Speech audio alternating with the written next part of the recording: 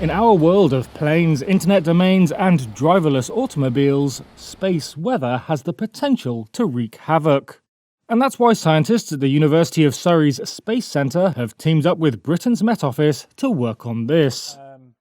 Sarah is a radiation monitor. It can be attached to meteorological balloons with the aim of sharpening forecasts of solar storms that can threaten aircraft, power grids, and satellites.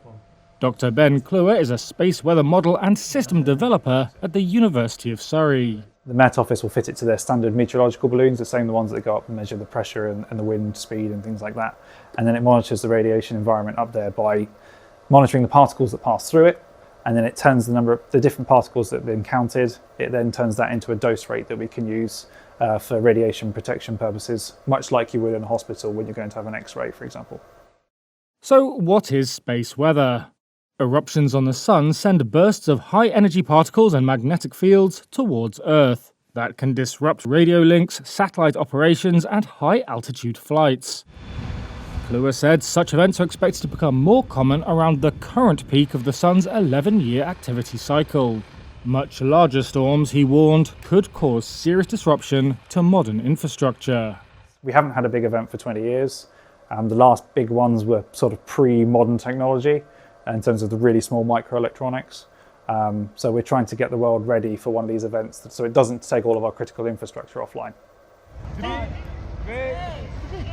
The Sarah radiation sensors were initially launched to a height of nearly 20 miles on October 17th. Those launches were a proof of concept.